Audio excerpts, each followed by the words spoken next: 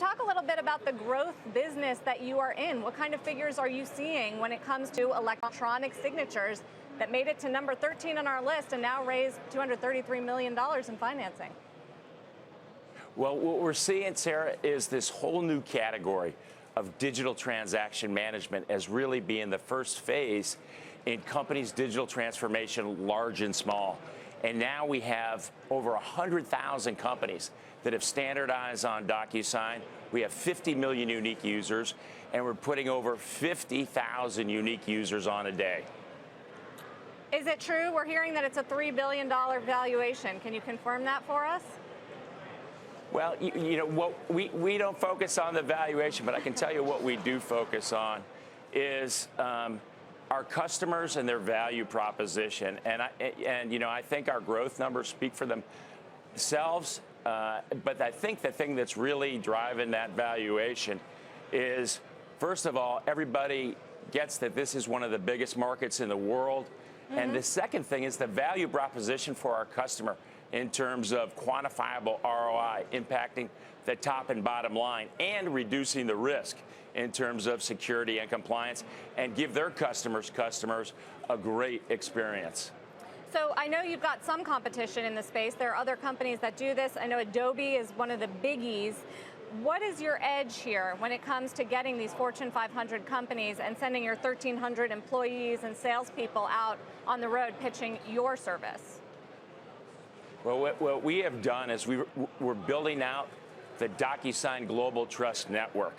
And if you look at these investments that we've made in bank class security, carrier class availability, and interoperability, and these strategic partnerships that we have, so companies like SAP, Salesforce, Google, Visa, Samsung have not only invested in DocuSign, but they're great customers and great go-to-market and technology partners for us.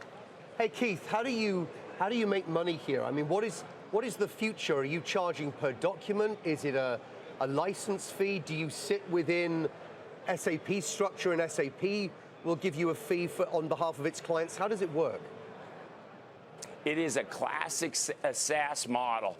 So, you know, when you look at the senders, those are the models that pay. For signers, it's all for free, and we have a number of companies reselling us, like SAP, Aptus, et cetera. So it's a classic SaaS model. Keith, moving forward, what else could you do with the technology? Could you, for example, be a way of moving money or credit around?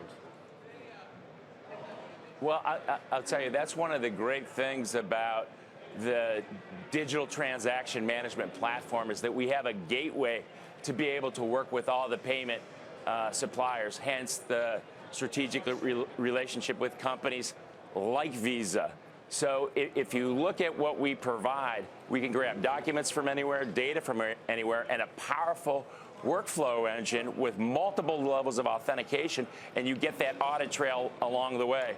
So particularly when you're doing business, you know, to your consumer, to your B2B customer, to your suppliers, partners, that is what we focus on at that point in terms of the transaction, which, you know, up to this point has been totally unautomated.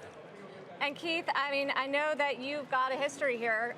You sold your previous business for $4.3 billion to SAP. How do you think about the future of this company? Is that the goal, to sell it off for billions of dollars?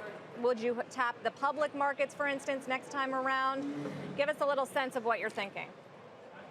Sure, and Ariba, the former company, was around for 17 years as a public company. Now, close to $1 trillion of e-commerce goes through the Ariba network. When I look at the DocuSign opportunity, it's even bigger than that. So when we focus on our business, it is in the long term for centuries to come, and building out that DocuSign Global Trust Network. And that's one of the reasons why, particularly in the last couple rounds, you've seen the long-term institutional public shareholders come in along with the strategic partners. So our sights are set on the long term and building a great company, because we have a chance to really change the way business is done and to change the way people live their lives.